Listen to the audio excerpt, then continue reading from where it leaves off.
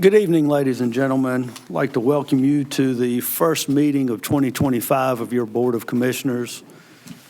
Thank you. We will start the meeting with the invocation that will be delivered by Pastor Buck Garrison from the Covington Wesleyan Church. And he will be followed by the Pledge of Allegiance. And after he finishes the invocation, Commissioner Hall will introduce the young lady that's doing the pledge. So if you would all rise. Let's pray. Lord, we thank you for the cross. We thank you for your saving grace. Lord, I thank you for the opportunity to pray for our Board of Commissioners tonight. I pray that you would bless each one, bless their families, bless all those that are here. I pray that you would lead and guide this meeting and all the decisions made. We pray that they would be pleasing to you and pray that they would be in your will and that your will would be done in the leadership here. And we praise you, we love you, we honor you. In the mighty name of Jesus, we pray. Amen. Standing. Now tonight, our pledge will be given by Paisley Carter. She's 9 years old. She attends Douglas Elementary in the 3rd grade, and she likes art. Additionally, tonight, she'll be assisted by her sister, Ella Carter, who is age 4 and is in pre-K at Douglas. So, Miss Carter, at your wheel. I pledge allegiance to the flag of the United States of America and to the republic for which it stands, one nation, under God, indivisible, with liberty and justice for all. Great job. Thank you.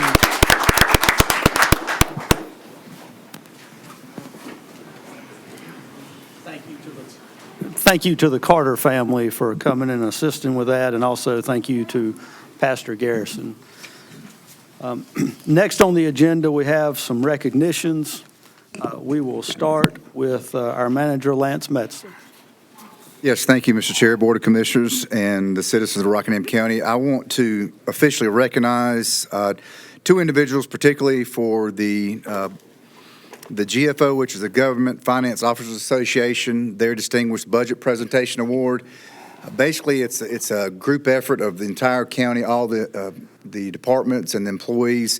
But these 2 individuals have orchestrated it for the past several years, and we really appreciate it. It's actually the highest form of recognition any governmental budgeting organization could receive. Its attainment represents a significant achievement for Rockingham County. In addition to receiving this award, we had special recognition given in 2 areas, and that was performance measures and the budget process. This means that all the reviewers, and the reviewers are finance officers around the United States. It's not just in North Carolina, but it could be in Colorado, Kansas, wherever. All 3 of them, the reviewers gave the highest scores that can be given for performance measures and the budget process. We've received this award for the past 12 years, and we're very proud and take pride of that because we do work very hard to make sure we're conscious of what we're spending on every tax dollar that we're bringing in. So with that being said, I want to ask that Derek Southern and Olivia Leggett come up front. Derek is our Assistant County Manager, and Olivia is our Budget Analyst. We've got the awards. I'd like the board, if they would come down to briefly have a picture with them holding the distinguished. We're waiting on 2 years. We're still lacking 2 years. They're supposed to give us the 2 years, but anyway.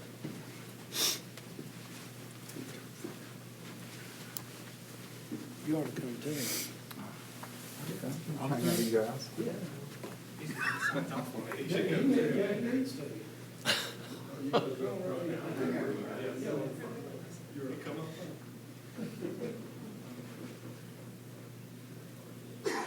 All right, 1, 2, 3. Hold tight. One more.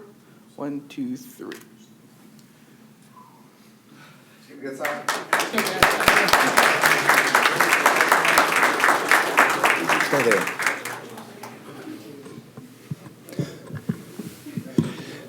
Olivia, you want to say a few words? I will say something. I was surprised. I know this award goes to the budget office and But I want to thank the staff. This year was a unique year through our challenges with the budget and it being a reval year. And I wanted to say thank you to all the department heads and the people that worked on the budget, because this is also the first year that all of it was submitted on time. And so several years we've had to work on delays in the budget, and this year it worked out really well. Everybody did it on time, which allowed us to go through the process much smoother, and also actually had more public meetings this year than we've had in the past. So I wanted to thank the staff for that. And also, just to add on to that, later on, if you want to stay around, we're going to have the presentation on our audit report. Again, the commissioners, the staff, and myself understand the value of every tax dollar that we get in from the citizens, so we'll make sure that we spend it the best way possible and try to conserve as much as we can. So, again, hopefully we'll have a nice audit report that reflects that. But anyway, if you want to stick around for that. The next few presentations are, I want to recognize some of our staff members during the hurricane up in the western part of the state. We had a lot of devastation, and we had a lot of staff here come together. We've already recognized several already, but I'd like the engineering and public works staff to come forward, please. So while they're coming up here, they took several trips to the western part of the state. They collected supplies from all around the county. They packed and loaded supplies, boxes. They wrapped the pallets. They really went above and beyond the call of duty. We really appreciate what they did. These guys, they don't work from 8 to 5. They work whenever they need to be called in, and they come in and do a great job. So we want to appreciate everything that they've done. And I'm going to pass this to, let me see if I got this right. You guys are out of order. You guys are way out of order. Okay, well, is Jafarrell here? Jafarrell's not here. She's on a cruise. Okay, great. All right. I'll give this to the chair. Mike Boland. Got to be an easy way to do this. Matt Lemons.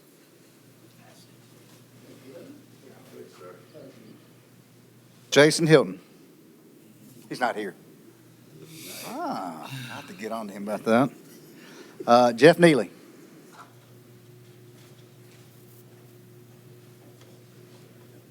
Josh Carter.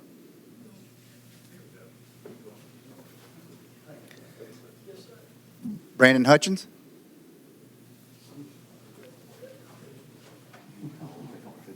Eric Thompson. And the two leaders of this force, Robert Dillon and Billy Booker. Now, I know Robert or Billy has probably something to say, so take less than 10 minutes if you want to say something. I just want to thank all my guys. They work great. That's the heart of the department and everything about this county. I appreciate it. Thank you all. If you would give them a round of applause.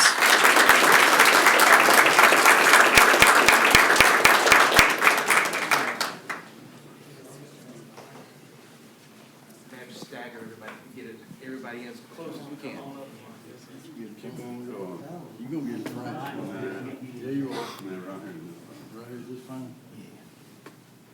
All right. 1, 2, 3. Stay put. Gonna do a couple more. 1, 2, 3. And 1, 2, 3. All right. They didn't break the camera, did they? Good job. Good job. Thank you all. Billy, I'm surprised you didn't have more to say. We got two more departments to recognize. Okay. All right, and next I want to recognize the Department of Social Services. They established a remote call center for 7 days, including Saturday and Sunday, to administer the DSNAP, which is the Disaster Supplemental Nutrition Assistance Program. Together, these four employees provided critical resources to more than 500 households in Yancey County. Again, they went above the call of duty. They have a busy day, just normal days, and so they really helped out during a time of need for our Western folks. They needed the help. They stepped up to the plate and really did a great job. So with that, I want to thank you personally, myself, and I know the Board of Commissioners does as well. So if you would, please come and receive your certification.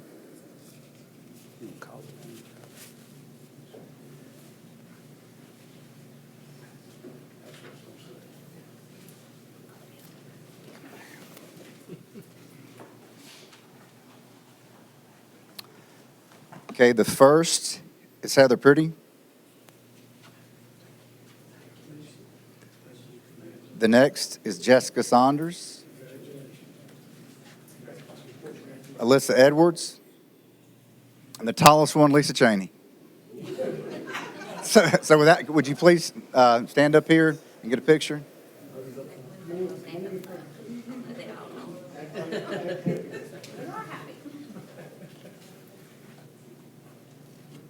All right.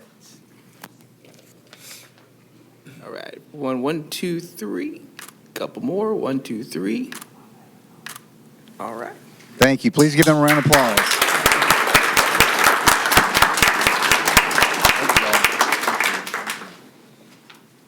And the last but not least is if Jeremy Shelton will make his way up, he's the deputy fire marshal. So Jeremy had a lot to do. He did a lot of coordination while our fire marshal was up in the mountains assisting. Melissa Joyce was up there, and so Jeremy was left behind to do a lot of coordinating efforts of supplies to Statesville, to Charlotte, to North Wilkesboro, to the western counties and towns, and he was on the phone a lot with a lot of the suppliers, so we greatly appreciate all he did, as well as the drop-off sites here in the county. He coordinated those, and we really appreciate all his hard work. Not to mention he jumped in with the maintenance guys and helped with the sorting, packing, and putting the supplies on the pallets. So with that being said, I want to thank Jeremy for all his efforts, and we appreciate all that he did during this time.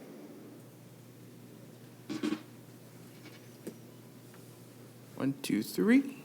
Couple more. 1, 2, 3. 1, 2, 3. All right. Thank you. Thank you, Jeremy.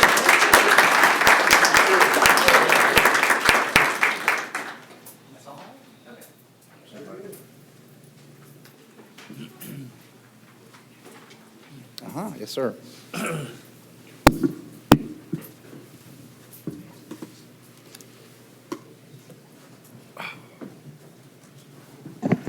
And as you could see, the disaster that struck the western part of the county was and is something that ongoing is a team effort for the entire state.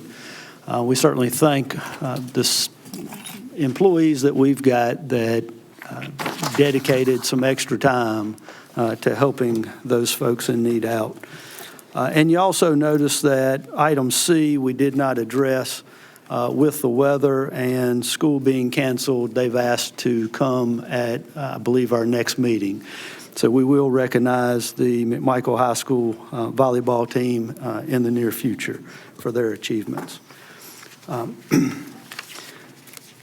With that, gentlemen, as far as the agenda, there was another item that was previously published to be on our agenda that has to do with the merger or potential merger of two of our fire departments here in the county.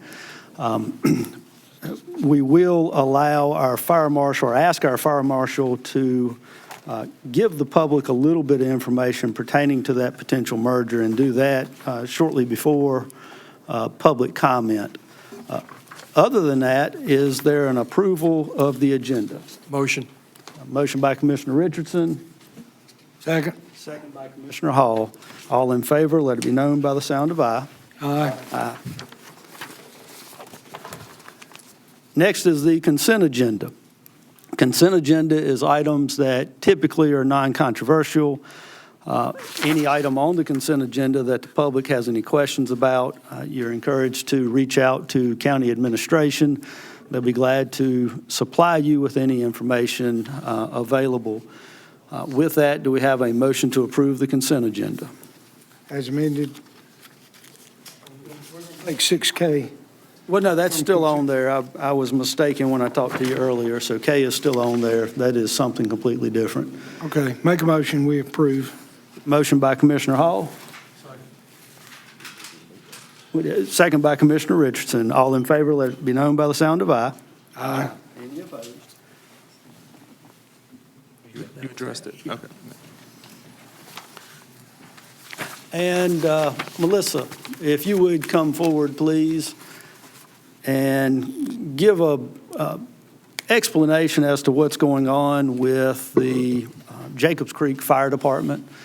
and a potential merger with a neighboring fire department. I know there's some people in the public that have noticed a little bit of activity at Jacobs Creek, and there's been some discussions in the public, so if you would please give the public a little bit of information. Thank you, Chairman. In light of the recent inquiries circulating on social media and within the various news outlets concerning the upcoming merger, I wanted to provide a concise overview of the rationale and the current status of this initiative. And it's more or less just to kind of bring you all up to speed as to where things are and why we're taking the steps that are being taken right now. As you know, the recruitment of volunteer firefighters has posed a challenge nationally for several years. According to the U.S. Fire Administration, the number of volunteer firefighters in the U.S. has declined from 838,000 in '95 to 670,000 in 2020. That represents a loss of about 160,000, and experts now consider that a critical crisis. We see this not only across our state, but we see it across the nation. So late spring of 2024, Jacobs Creek Fire Department Board expressed concerns regarding their dwindling volunteer numbers and the potential impact on its response capabilities. Efforts have been made to hire part-time staff to mitigate the issue. However, these measures have yielded minimal improvements. With that being the case, after assessing these challenges and engaging with neighboring departments in the response district, specifically Bethany and Huntsville, Jacobs Creek made the decision to initiate a merger process with the Huntsville Fire Department. This merger is currently underway and is being facilitated by a merger company. As the details are still being finalized, I do not have that specific information to share at this time. That information will be coming forth to the citizens in those communities as well as to you all. Further steps must be undertaken by both departments prior to requesting a public hearing from the county. Community informational meetings will be held in both districts in the coming weeks. I've spoken with both departments and spoken with both of them today. They are in the process of scheduling those community meetings as we speak. Following these meetings and the fulfillment of the North Carolina General Statute requirements, I will return before you all to request a public hearing to advance the consolidation of the fire response districts.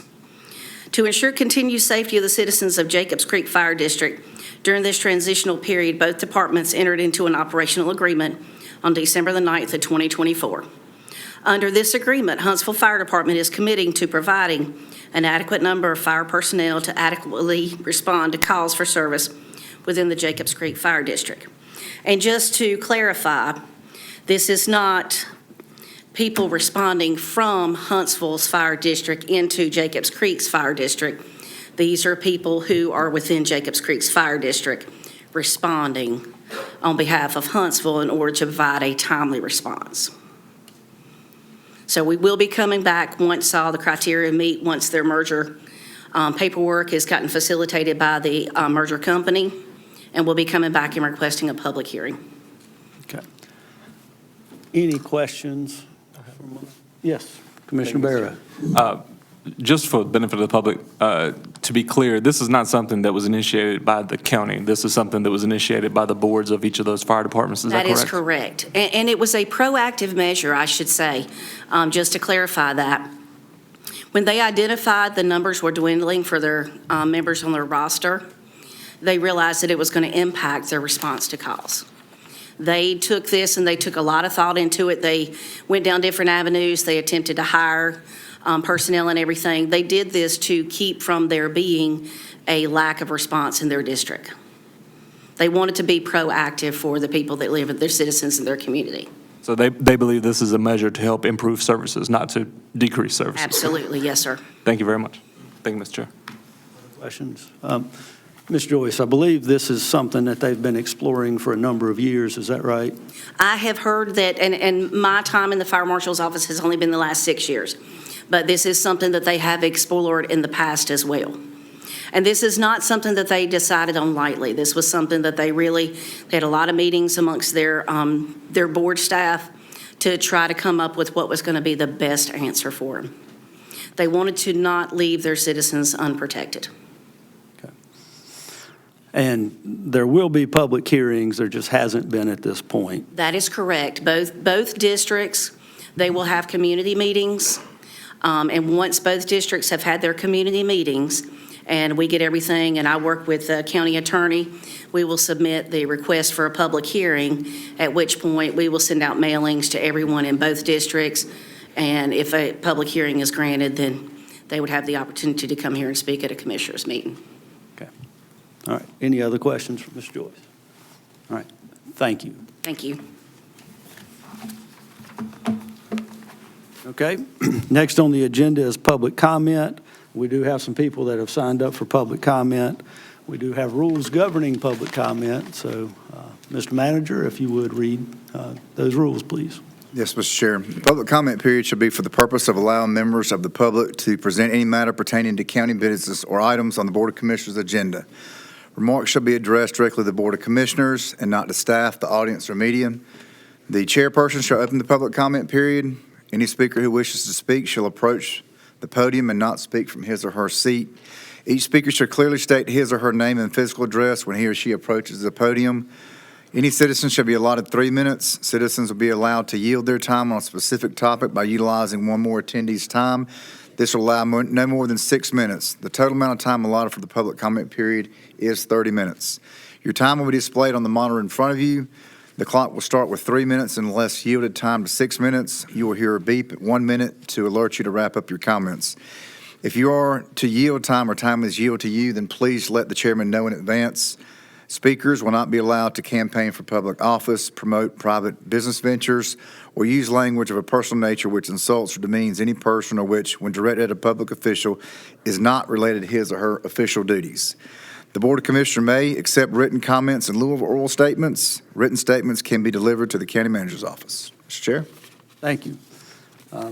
First is it Dustin France. Is that right?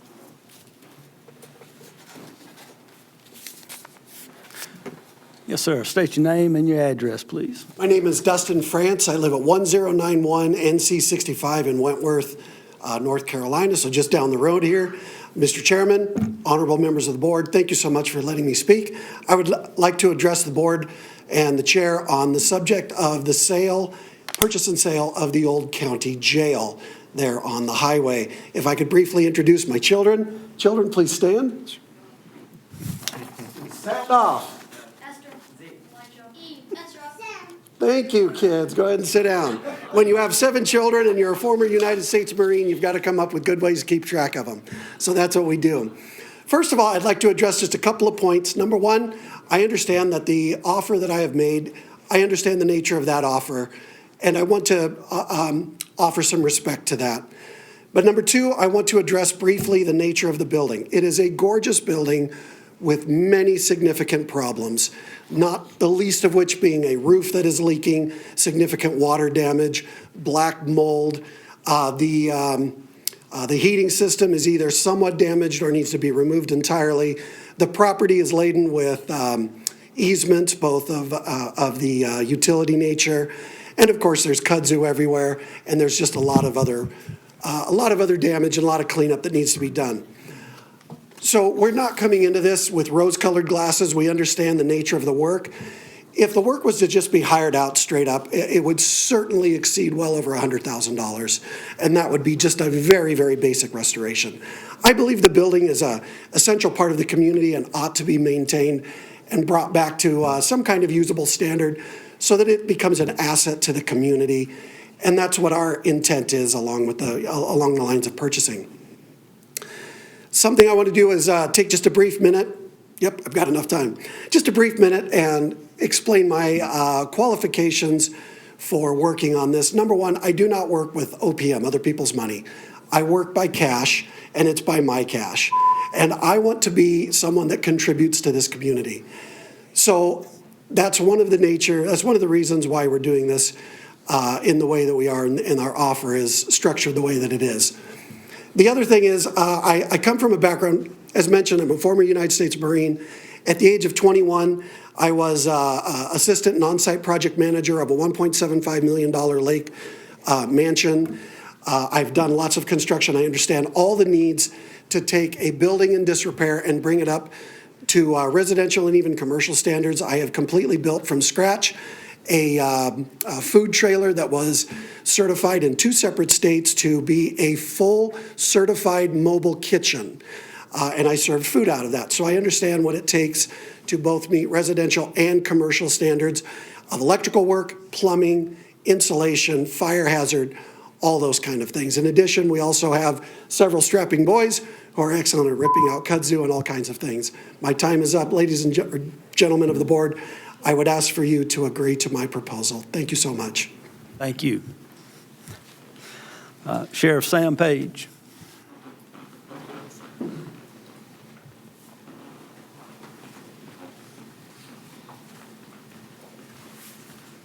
Mr. Chair, Commissioners, ladies and gentlemen, thank you for the opportunity to come and speak for you today. My name is Sam Page, Sheriff of Rockingham County. My home address is 424 Dogwood Drive in Eden, North Carolina. In response to the Chair's comments at the last County Commission meeting about the SBI, UCR, NIBRS crime reporting data, you are correct, Mr. Chair. There is no crime reporting for sale and delivery of drugs, and the answer to that is unless a confidential reliable source wants to testify, we charge under the possession, manufacturing, and possession with intent to sell and deliver felonies because we do not have to identify the confidential source for their safety. Each agency has SBI reporting requirements, and we're following those requirements. To all of our commissioners and our public that we serve, should you have any questions about your sheriff's office, please feel reach out and call me. Pay plan. I've watched the county pay plan for 37 years as a sheriff's office employee and as a sheriff. And as I drive around the county, I see so many police and deputy cars parked in our county from other cities and counties. It will always be my concern that to attract and retain the best employees, we have to make sure that our pay is competitive and that we don't erode benefits here in Rockingham County. I thank you as a board for considering the current pay study recommendations for my sheriff's office employees and for all of the Rockingham County employees. Support. As I look at the recent events in New Orleans and the lives lost affected by this tragedy, it is my belief that the support for from all elected officials and the public is monumental to the success of Rockingham County Sheriff's Office, especially considering the challenge faced by law enforcement in the county, in this county, and across the country as we enter 2025. Thank you, gentlemen. Okay. Thank you. Gary Pergison.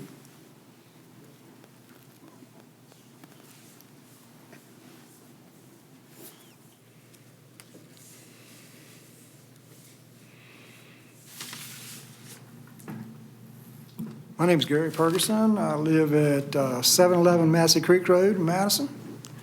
And I'm here tonight to see if I can get y'all to reconsider supporting the SSE project. Very few people in the county know what it is. There's been no public comment, no press releases, nothing about this pipeline coming through the county. And for a little information, what it is, it's a $1.5 billion methane frac gas pipeline proposed by Williams to put a 42-inch pipeline. This is 42 inches right here. This is how big a pipeline is going to go under the Dan River in Eden, and it's going all the way to Roxborough through Caswell and Person County for the purpose of Duke Power to use gas in the plant. Methane gas is 80 times more potent than carbon dioxide, trapping heat in the atmosphere, which causes the heat of the oceans and more severe storms like Helene. I know y'all been talking about all the people you sent to Western North Carolina to support those people. If we have another Helene during the construction of this pipeline, which is not supposed to be completed until 2027, it's going to be a disaster close to home. Some of these pipelines are going to be laid in the same right-of-way that Williams already has. Others will be taking land from people by eminent domain, and they have no choice but to let them through their property. So far, the exact route has not been established because they have not got, they hadn't got the papers to even start it yet. They just applied to FERC December 3rd.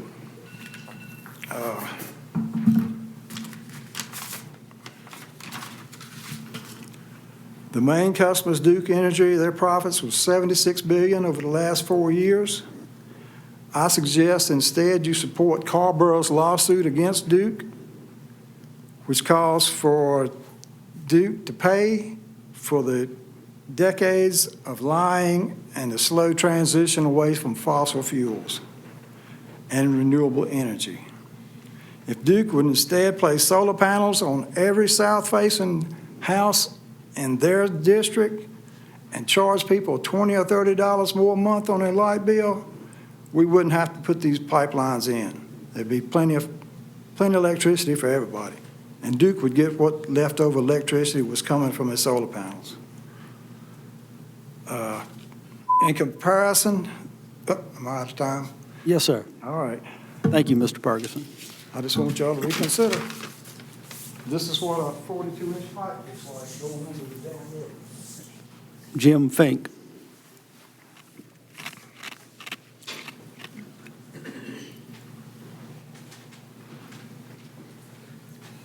Good evening, Commissioners. I'm Jim Fink. I live at 405 Wedgewood Court in Eden, North Carolina. I was at the last Commissioners meeting when we swore in a new Commissioner. Congratulations, Mr. Callum, and to the other two gentlemen as well. During the comments, I did have issue with a particular comment, and from a public standpoint, when we make to me it came across as an accusation. You can call it an innuendo. There's all kinds of different adjectives you can use to call it, but it basically called out our law enforcement as, in this county, as being non-responsive. At least that's how it came across to me. Several others voiced the same feelings that I had with me, and then when I got to looking at some numbers also, it came to the realization that since 2021, mostly the information I got was 2022, and I pulled this information from the municipalities in the county, and then also with the Rockingham County Sheriff's Office. I spoke to several law enforcement officers in the midst of gathering this information. We've seen an increase in arrests in every single jurisdiction within the county. So I'm not sure where the difference lies. The SBI reporting is a little off. When you start looking at that, there are a lot of information in those reports that doesn't, in my opinion, doesn't paint an accurate picture, because you're not going to get a lot of the same information that you would get from the cities as far as actual arrest. Like the sheriff mentioned, I did find out in the course of this, looking into it, that there's just a lot more to it than just a single arrest. If you're looking at numbers, one arrest could be several charges. So you really have to pay attention to what you're asking for and what you're looking at. So a charge is one thing. If you're looking at multiple charges for one person, but you're only looking at the one person, then obviously your number is going to be a little bit different. But when you try to go under the SBI site and start pulling information, it's not very user-friendly. So in calling the DA's office, originally when I first called, I was told that that information is not available to the public. So I was a little unsure about how public information wasn't quite available to the public. So I was supposed to have gotten a call back from the clerk of court, but never did, to get that fiasco straightened up. But I will follow up with that one. But just to suffice it to say that I think at least one of you on the board, owes an explanation at least to the public. If you want to do it in your comments today, that'd be great. But it came across as making an insinuation that our police departments in the county aren't doing their job, when the numbers don't support that at all. If you really want to dig in and find out what's going on, maybe we should look at the court systems, because the law enforcement can put all of these cases into a court system, but if the courts are playing them out or not making deals or what have you, that's where your problem is. So if you want to look at that, ask the DA's office and the judicial system what they're doing with the cases that the police officers submit for events. Thank you for your time. Dr. Crystal, is it Cavalier? Hey, Meku. I live at 812 Oak Street, Reedsville, right down the street. Good evening, Commissioners, and thank you for the opportunity to speak. My name is Dr. Crystal Cavalier Keck, and I'm a business owner and resident of Reedsville, North Carolina. I'm here to urge you to oppose the resolution supporting the Transco Williams Pipeline project and delay this vote on the resolution for more community engagement on this critical issue. Approving this resolution would make a mistake that puts our community's health, safety, and environment at risk for generations to come. And after seeing tonight's rewards, recognition, I know you guys value community input. This Transco Williams pipeline expansion is not a project that benefits our community. In fact, in their own application, it states that the benefits of this project are not realized by those who are impacted. This means that the people of Rockingham County, our families, neighbors, and businesses will bear the environmental and safety risk without seeing any direct benefits. Instead, this project is designed to fuel Duke's energy gas expansion in other regions, leaving us here in Rockingham to deal with the fallout. So as a business owner, it's 1309 Freeway Drive. I deeply care about the future of this community, and I want to see Rockingham County thrive. I was born in Alamance County, and I moved all across the United States with the United States military, and then I ended my career with the civil service in Washington, D.C. This 42-inch pipeline will cut through some of our most precious natural resources, including crossovers over 100 water bodies in the Dan River. And let's not forget the coal ash spill that devastated the Dan River just a few years ago. We cannot afford another disaster of that scale, and yet this project threatens the same waters that our communities rely on for drinking water, recreation, and economic livelihood. I'm also a member of the Dan River, the River Keepers, and I wanted to let you guys know that this pipeline crosses hazardous sites, including a Superfund site, unlined landfills, inactive hazardous waste locations, and if disturbed, these sites could release toxins into our groundwater and air. We should all be seriously concerned about the blast zones that could result from a pipeline explosion. We've seen Transco Williams try to greenwash this project by claiming it will help with the transition from coal to cleaner energy. But let's be clear, this is not clean energy. Methane is the primary component of natural gas and is 80 times more potent than carbon dioxide when it comes to trapping heat in our atmosphere. Approving this resolution would be a disservice to the residents of Rockingham County. It would show that our leaders are more interested in appeasing a multi-billion-dollar corporation than in protecting the people that they were elected to serve. True, it will bring employment for a year, and then after that, those contractors will be dismissed. Before you make a decision, I urge you to hold a community meeting, listen to the voices of those who will be directly impacted by this project, hear from the property owners, the well users, and the families who are worried about what this project means for their future. We deserve better. Thank you. I do have a report. Do you want me to email it? You're welcome to hand that in to the county manager. Jason Keck.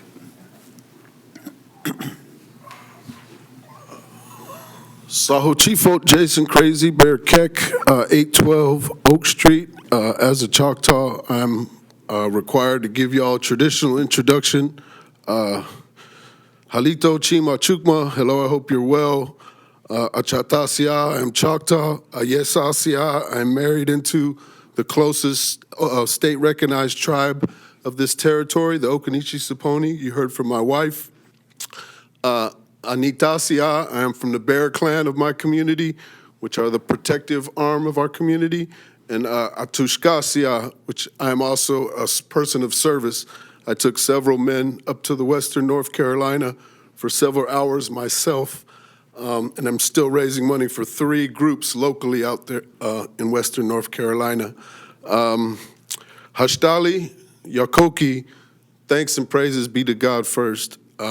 So I'm just simply asking you in a less educated way to my wife, please delay this. Don't make the decision yet. Get your answers first and let them not be from a million or billion or even $1 trillion marketing of a business that I believe is only coming to North Carolina because they're taking advantage of something that this state used to be very valuable to the state, which meant state, you can come and make a business in this state, and if it's doing good for the state and making money, local small municipalities can't resist it.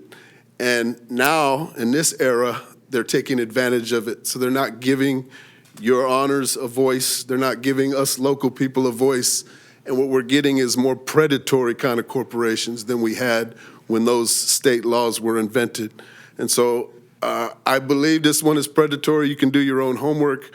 We've seen mistakes they've made that they haven't cleaned up in a way that the community felt good about. We did a walk door knocking in this territory and found out people had bought real estate not knowing that it was slated for these projects.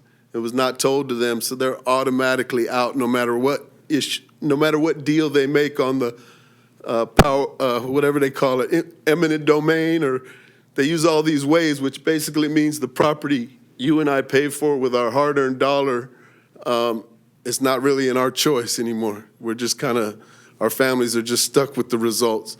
And so again, I'm not trying to be dramatic. I'm asking for a delay on this process so you can hear from other business owners, other people that just found out this thing is coming, and you can get another side. And so thank you for your valuable time. Yakoki Ishto, thank you very much. All right. Thank you. That concludes public comment. Next is a presentation, Sheriff Sam Page.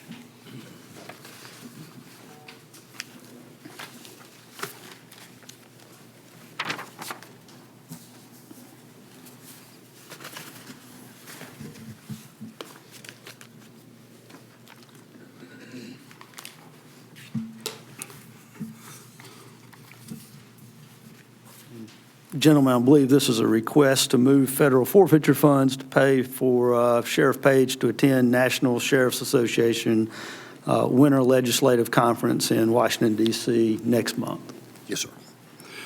Mr. Chair, County Commissioners, I come before you tonight to request for a transfer of seized asset forfeiture monies according to the federal guidelines from the Department of Justice, Department of Treasury, Guide to Equitable Sharing, March 2024 manual, and to utilize the seized funds to cover the cost of this year's National Sheriff's Association Winter Conference in Washington, D.C.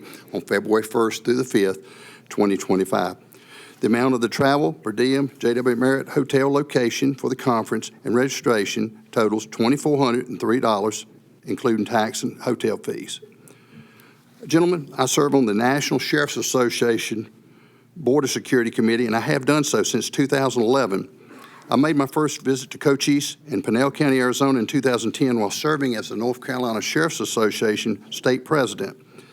I paid my own expenses and I went to the border area to see for myself where the illegal drugs and human trafficking come from before they come to our state and my county. My reason for going was very simple. I chose to go to the origin of the trafficking problems and in bed with the deputies there to understand how we can possibly combat the drug problems and other international crimes at the source and at home. I went there on my own initiative to educate myself so I could be the most effective in my work as sheriff for the citizens and the communities that I serve. I currently work with the North Carolina and national sheriffs on the Border Security Committee from the U.S.-Mexican border to the interior, because we recognize that we have to have cooperation from local, state, and federal authorities to combat these real problems facing our nation, our local communities, and why we have supported federal task forces in the Piedmont since I first became sheriff of Rockingham County. Since 2019 to the present, I have chosen to utilize on 4 separate winter national conferences in D.C. asset forfeiture seized monies instead of utilizing Sheriff's Office budgeted funds, and to make sure that these uses are allowable by the guidelines set out by the federal program. Since 1998 to the present, we have used seized asset forfeiture money seized from the bad guys to pay for our Sheriff's Office training, equipment, and technology, and some undercover vehicles. My budget plan for using these extra federal seized funds are for those areas and only for law enforcement purpose. This year's winter conference will have 6 education tracks: the future of law enforcement, jail operations and jail issues, administration and jail staffing, legal affairs, current laws affecting sheriffs and future legislation, officer wellness, wellness issues affecting law enforcement officers, their families, and law enforcement teams, recruitment and retention for sheriffs, and training and skills for attendees to take back to their office to apply to help and recruit the right people, staff, and the right training to help retain new hires, and the latest technologies and applications for real-world settings. And also, they'll have about 2 days of vendors with different technologies that we can see that's coming about that we might be able to acquire, maybe. Who will attend? The National Sheriff's Association member sheriffs from across America, from large and small agencies, members of Congress, most federal agencies, law enforcement agencies, including Homeland Security officials. My Board of Security Committee requires me to attend at least one conference a year to remain on this important committee, which helps me to stay abreast of the big picture issues that will eventually come to our county. I'm hoping we can receive a briefing from the federal border representatives to update on their plan for ICE, interior enforcement, and removal regarding criminal illegal aliens across America, and expectations from local sheriffs and our current involvement with the former 287G program, which you're familiar with, and also the Warrant Service Officer Jail Program we've participated in since 2020. Currently, we have $46,986.57 in our asset forfeiture account, according to my administrative captain. Thank you, gentlemen, for your consideration for my request. Questions? Yes, I have a question. Thank you, Mr. Chair. Could you give me a rundown where the forfeiture money comes from? And if you don't use it, what could happen? If we're not allowed to use the funds, the DOJ, they could pull those monies back. We use those monies not to supplant, but in addition to. And I prefer to use seized asset monies to cover my expenses, so not to attach to the budgeted tax dollars. Okay. Thank you, Mr. Chair. Okay. Any other questions? Yes, sir. Sheriff, the funds that you guys have, the forfeiture funds, are these based upon conviction of a crime? No, they're civil asset forfeiture under the federal law. So you have criminal forfeiture and you have civil asset forfeiture. The civil asset forfeiture law has been in effect for several years, and I think I told you all this last year that we used to could have money for buy money, but we can't use it anymore for that purpose as of March 2024. Yes, sir. So this money that's seized does not necessarily mean that someone's been convicted of a crime associated with the funds? No, it's a civil asset forfeiture. Okay. Civil, not criminal. Right. Yes, sir. Thank you. How much money do we have in this fund right now? Excuse me, just one second. My notes. Currently we have $46,986.57. So you're asking for 5%. What else would you use the money for? I can only use it for law enforcement purpose. No. Do you have another purpose that's competing for the use of this $2,500? Training, equipment, and technology. So it all falls in line with my plan. Yes, sir. Well, I'm just trying to point out that it's a relatively small percentage of the total funds that have been confiscated, and also it's in line with normal expenditures of the Sheriff's Department. Yes, sir. Yes, sir. That's all I got. I believe in the past, we've used the money to purchase firearms that. We have, yes, sir. I don't know if you're wearing it tonight, but you've worn it before and spoke in public. And then I believe, was there something on this agenda that also had firearms? Yes, sir. Yes, sir. That came from that same fund, is that right? I believe that's correct, sir. Just to answer Commissioner Richardson's question. Well, now, this is consistent with what we've done in the past. Yes, sir. It's nothing different. Any other questions? So is the excuse me, Mr. Chair, is the 46,000 inclusive of the 1,800 that we approved tonight, or was that after the use of that money? If I can turn to my captain and ask that question, if that'll be okay, sir? Okay. Jennifer, please. So is the 46,000 after the 1,800 that we just approved on the consent agenda? Is that additional? Item 6F, I think it's That 6F. 46,000 does not include that amount since it wasn't earmarked yet. I don't like to take it out. So that is 46,000. Then you would subtract the amount for the weapons and then this as well to get your current total. All right. So I know you've asked the question, Commissioner Richardson, but one more time. So you still have enough funds to carry out the training, technology, and equipment Yes. that you need if we were to approve this tonight? Yes, sir, we do. Okay. Thank you. Thank you. One of the things that they're going to talk about is operations of jails, and is that right? Yes, sir. Okay, all right. Yes, sir. Any other questions? Mr. Berger, I did want to say one other thing, and I referenced to ICE probably being there to give the sheriffs kind of, because there'll be a lot of sheriffs there, and we're kind of wanting to know expectations with the new programs that are under the new administration, and we don't know. We just hear what we see on TV, so we're trying to get as much information so I can let you know possible impacts or not. Right. Okay. We have a motion. Approved. Motion by Commissioner Richardson. Second. Second by Commissioner Barrow. All in favor, let it be known by the sound of aye. Aye. Thank you, Mr. Chair. Thank you. Sheriff. Thank you, Captain Brown.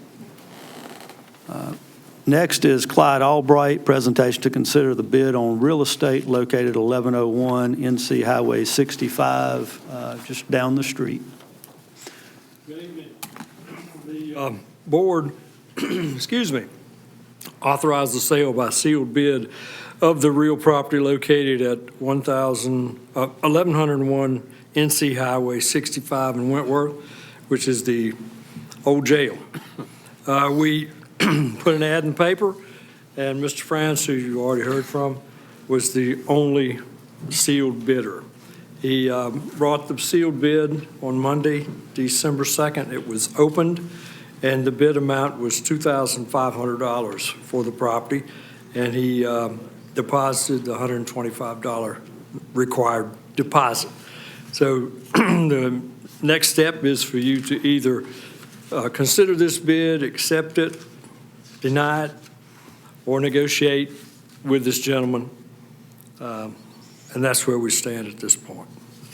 The tax value on the property is $107,000, and the engineering department estimated $60,000 of demolition, not including asbestos or lead paint removal.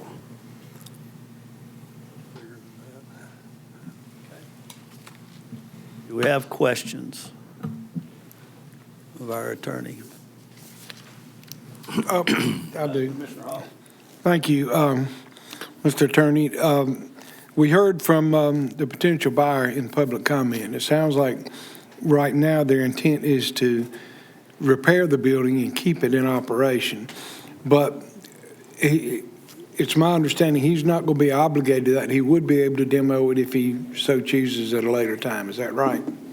Well, if the property is sold to him, right, he can do with it as he wishes. So we're not placing any restrictions on them with this. The only thing we have to worry about is an easement. I think there is a utility easement across the property, and we would reserve that for the county's use, but that would be the only restriction.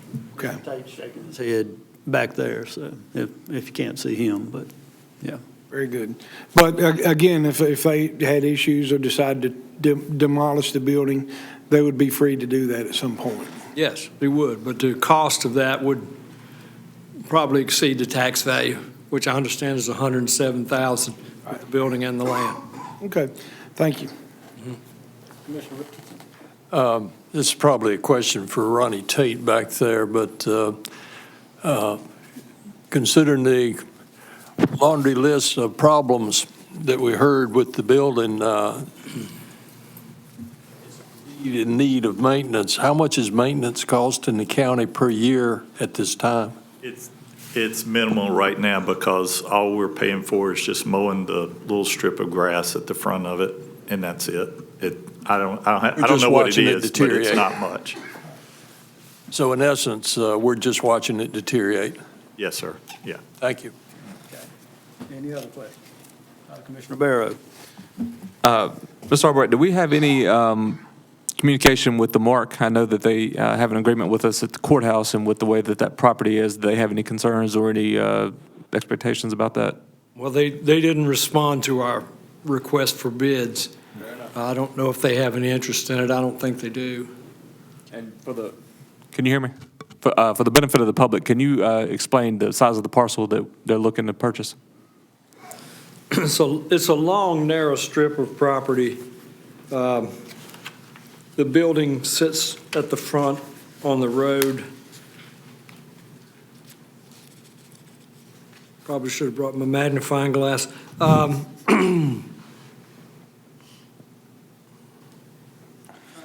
Acreage on it, but it slopes off, it's 1 acre, 1 acre. And the width of it, the building sits right at the front, and the rest of it drops off like the Grand Canyon in the back. And it's a kudzu farm, as the gentleman indicated. So is it fair to say that there would not be a lot of use for the county with that piece of property necessarily? Well, if you get it off where it is now and put it in the hands of an owner, at least you're going to be getting taxes on it every year, $700 or $800 as it is right now. But if he makes improvements, he'll add to the tax base. Thank you, sir. Thank you, Mr. Chair. All right. Any other questions? And for clarity, we're talking about the jail portion of the building, not the old courthouse portion of the building. It's across the street from the old courthouse. It's the old jail, the old Yes, jail. Okay, all right. It's very old. It looks like the Munster House. It's Yes, sir. in terrible shape. Yeah, I believe there were some offices in the basement of it at one time, 20 years ago. It's in but- terrible shape. We walked through it not too long ago. It's just a nightmare. I'm going to be fascinated to see what you and the 7 do. Mr. All right, Chair, do we have a motion? I'd like to make a motion, Mr. Chair, that we accept the proposal. Motion by Commissioner Hall. Second by Commissioner Kellum. All in favor, but let it be known by the sound of aye. Aye. Any opposed? Thank you and congratulations. I'll prepare the deed, and we'll meet with this gentleman, have a closing. Thank you. Next is Mandy McGee, and she's going to present the fiscal year financial audit. This will be the most entertaining portion of our meeting, correct? Good evening, County Commissioners, County Manager, staff, citizens watching. Thank you for the opportunity to be here tonight. I'd like to introduce Mr. Alan Thompson, who is here with our audit firm, and he will be presenting the FY24 audit, financial audit, and the annual comprehensive financial report. Thank you. Thank you. Hopefully I can make this thing work, we'll see. Love you.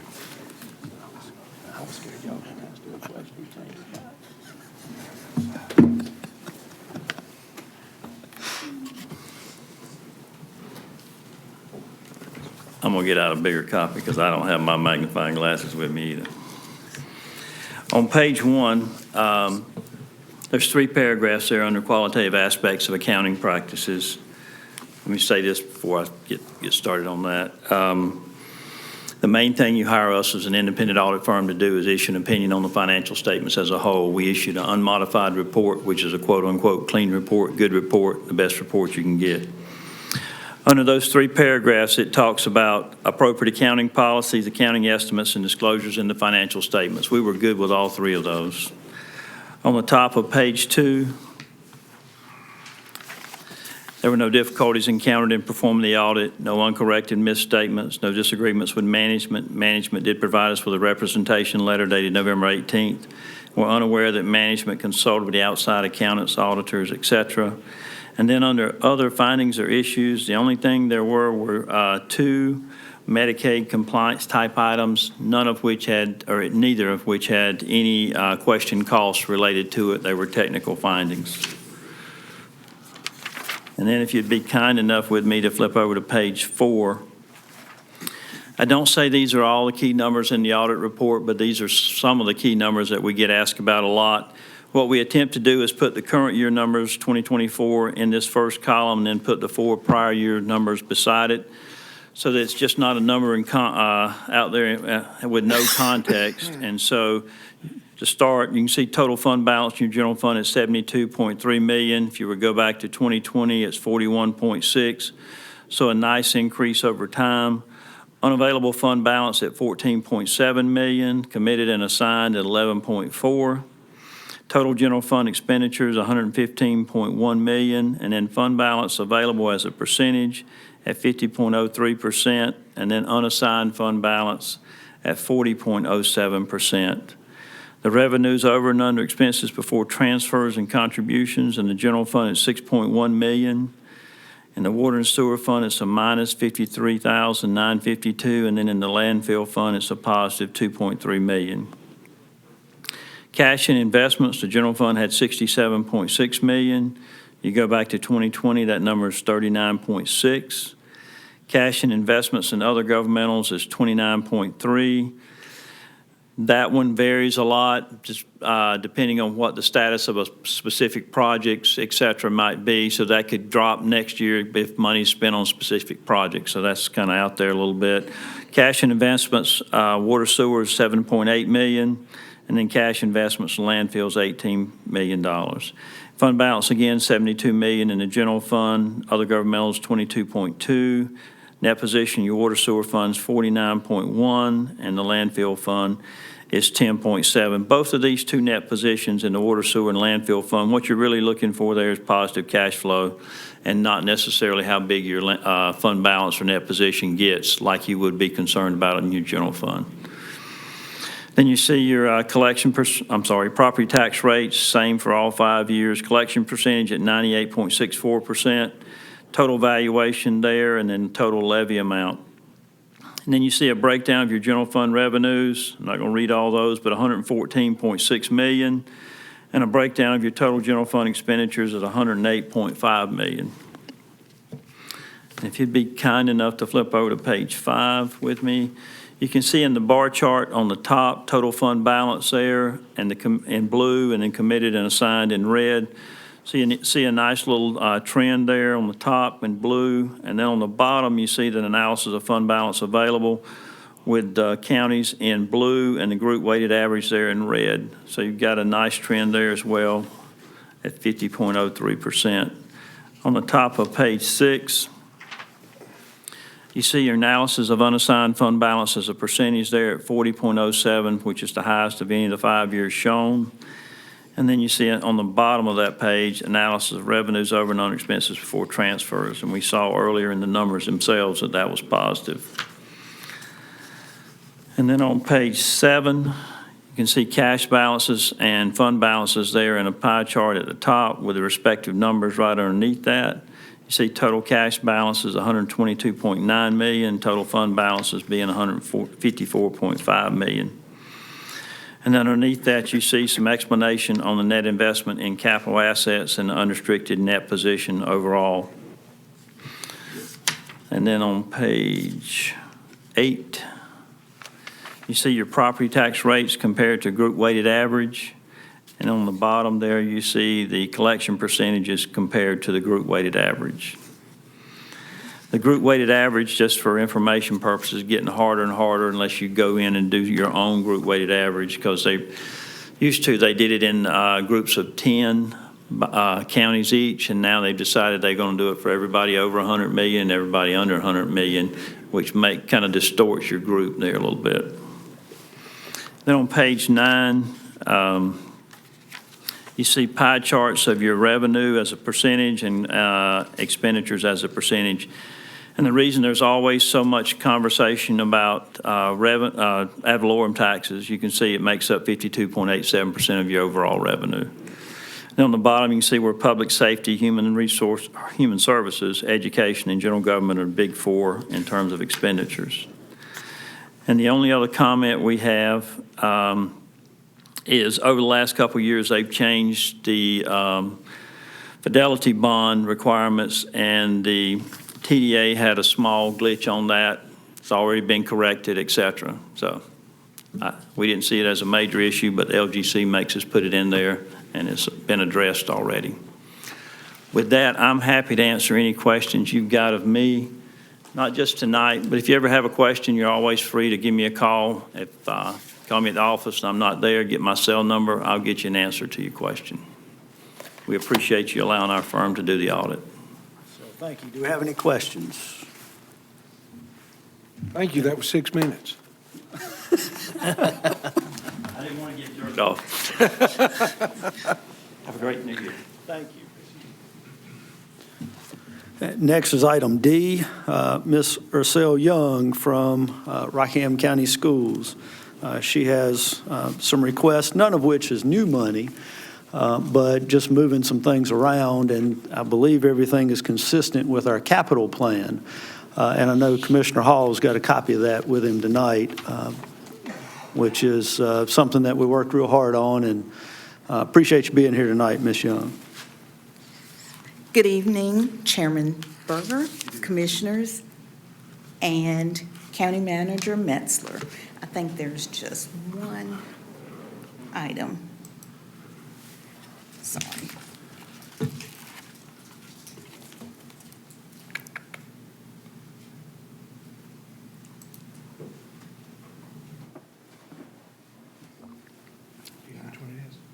It may not be there. Okay.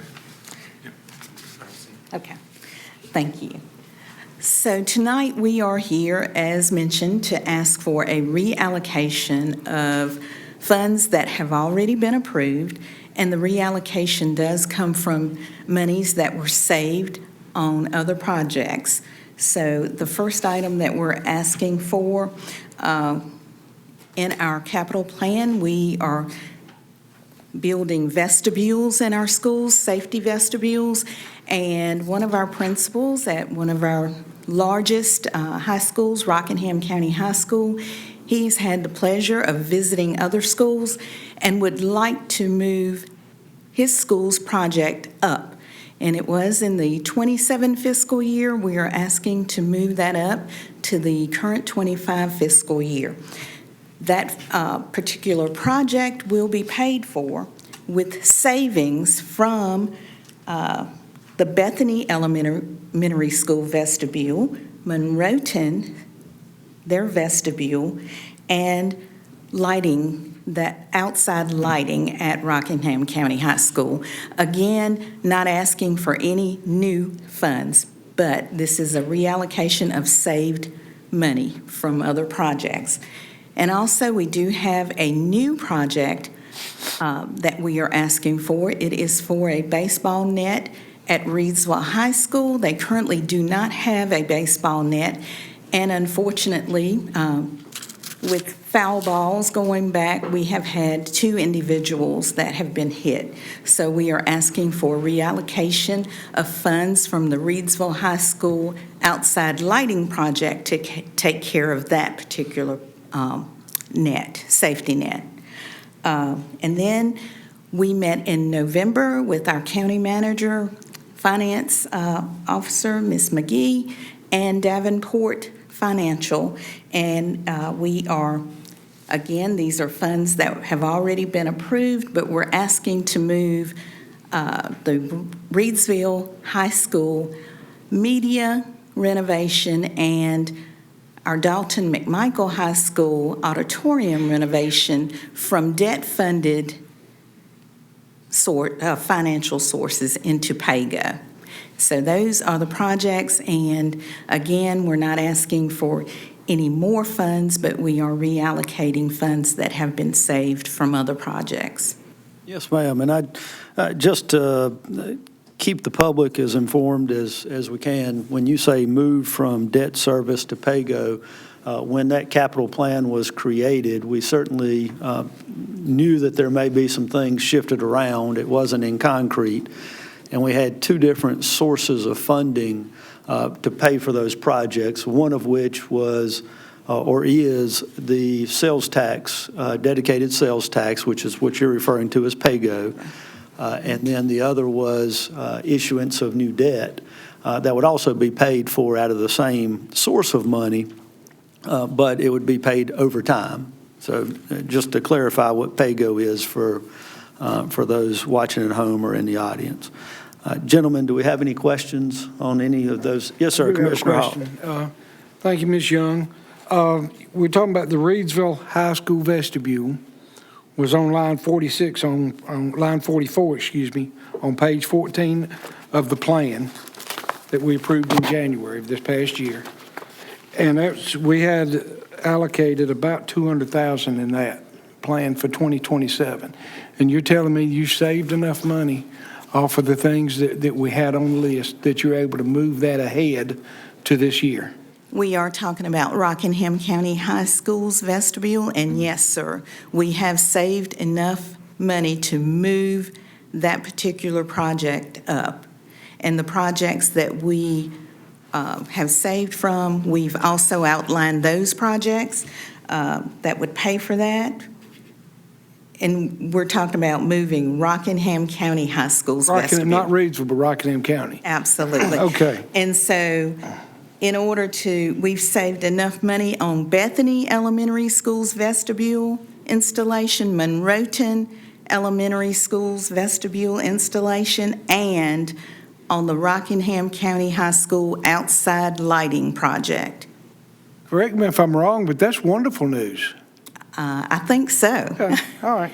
And when we come up with the estimates, what we do, we actually do contact contractors to give us estimates on those projects as well. Well, first of all, thank you for working hard to save the taxpayers' money. We appreciate it. Well, and I think that really highlights, and I'm going to hold this up again, the fact that we all work together with your school board and your staff to develop this plan. And all a plan is, it's a determination of what we're going to do, when we're going to do it, and how we're going to pay for it. So, in a way, it sounds simple, but when you look at the benefits that we received this year, due to having that plan in place, you having those numbers to work from, the taxpayers will realize a significant savings. Thank you.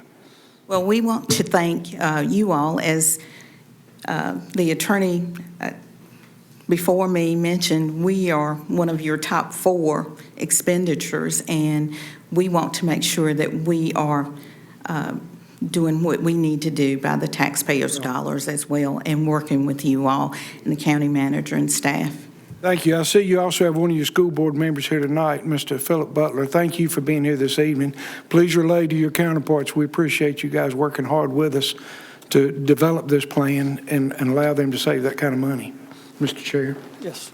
Commissioner Richardson. Well, I stand ready to move for approval of your plan, but I'd like for you to, for public consumption, to explain what a vestibule change is. I think I know from looking at the last elementary school that we built, and I'm hoping the alterations look a lot like that. Would you describe that to the public? Sure. We've just looked at districts across the country, and unfortunately, when you look at the news, we see that there are sometimes people out there who don't have good intentions entering not just schools but other properties. But for us, we're concerned about the safety of our students, our teachers, and we also want to make sure that anyone who is visiting our campus is safe. So our safety vestibules, instead of walking in and not being addressed by a staff member, when you walk in, there's a wall pretty much there, so you just don't have access to the full school. You have to go through the necessary protocols of checking in at the office, showing your ID. We also have a new check-in system. Previously, IdentiKid is what we used, and you use your driver's license, and if your name was, for instance, John Doe, all John Does would pop up if you had a charge against you, say a sex offender charge. But now we have upgraded, and so it would specifically go to that particular John Doe and flag that person. And our schools are very, they're utilizing that. They're very intentional on checking visitors in. And also, we also have in our middle schools and our high schools weapons detections. And we also use those at our large major sporting events as well. And not only have our visitors been thankful, but we've played some other teams outside that have said thank you so much for allowing us to go through the safety vestibule. So and the weapons detections. Well, I appreciate the description of all the safety initiatives you've taken, but in particular, I wanted the public to know this money you're spending on the vestibule is going to provide you a chance to isolate a potential threat. That's right. And time is of the essence.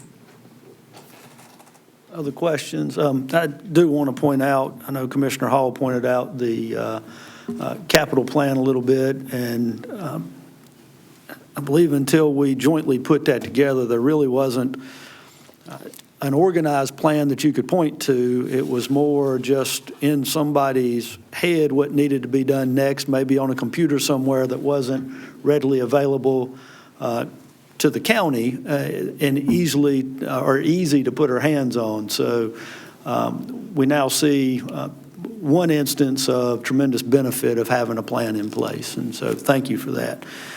Gentlemen, I believe we can accomplish this with one motion to approve all three of these. So do we have a motion based on Ms. Young's request? Mr. Chair, I'd like a motion that we approve all three proposals from the school board. All right, motion by Commissioner Hall, second by Commissioner Richardson. All in favor, let it be known by the sound of aye. Aye. Any opposed?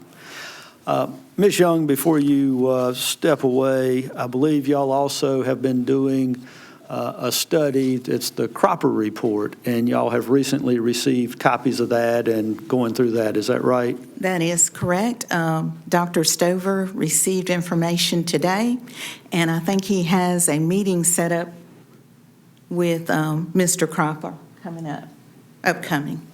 And that Cropper Report deals with potential redistricting, potential construction or additions. And what kind of time frame do you potentially have on that, Dr. Stover? Yes, sir. We plan to present the report to the board at our next work session at the end of January. Okay. And it's utilization, it's also a demographic and capacity study as well. Okay, all right. Thank you. And Yes, one ma'am. more thing, just for the public to know, as far as our plan, our capital plan is concerned, we have worked to have 5 years of a plan in place. And of course, it changes as needs change, but we have worked diligently to try to have something in place for the next 5 years. Yes, ma'am. Thank you. Thank you. Yes. Next is item E under number 8, Ronnie Tate and Bill Lester. We've got 2 items. Yes, sir. Gentlemen, I have 2 items tonight for your consideration. And the first one is a request for change in the contingency funding for the US 220 Force Main Upgrade Project. And you had changed that back in April, at the April 15th meeting from 5% to 10% at Bill's request when he came and presented it that night. We're requesting an additional 5% to take it to 15% of the total project budget, which would be a total of $3,250,500 to cover the cost of additional change orders. I think, and Bill will probably speak to this a little bit in just a minute, but he anticipates that number to be closer to 12% and not the 15%. But we wanted to be sure to have enough money so we wouldn't have to come back and ask again at the end of the project. And that additional funding is, hold on, I had it on. Sorry, I apologize. It's a little bit over $1 million for the 5%. And I'll let Bill address a few of those items. Thank you, Board. And I was going to go back just a little bit. I think I remember this so vividly. I think Commissioner Barrows had looked up when we did this in the summer and said, "Are you sure that's enough, or do we need a little more?" And I said, "No, we're going to really try to hold at that." Ronnie is correct. I think the number is more like 12% or below. I think he wants to stay on the conservative side so that we're not doing this again. But I want to tell you about why we think that and where we're at. So I think last time we talked about why we were at the 10%. You know, the project Then we talked a little bit more about it because you were seeing it go in the ground. Right now, you see a lot of grass growing. You don't, not paying attention to anything except maybe the pump stations. I'll talk about our status in just a minute. But those directional bores, we talked about that. We got a lot of directional bores where it's kind of aimed and directed under rivers and streams. Those went over, not because they weren't designed to the right percentages of curvature, but because the rock that we encountered ended up being harder than anticipated and required it to be a little less curvature, so they had to be extended.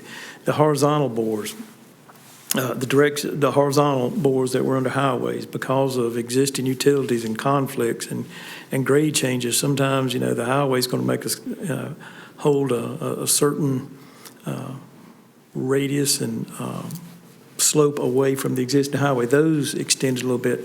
The reason that starts to add up is you start to think about $1,400 a foot for bores of this size. So there's a lot of cost in that. The bends, we talked a lot last time about that. We were talking about bends that were incurred. We've got, 20-inch pipe, PVC. I think some of you walk around here, there's a few, short pieces of it. You can see what it looks like. You can see how thick it is and how rigid it is.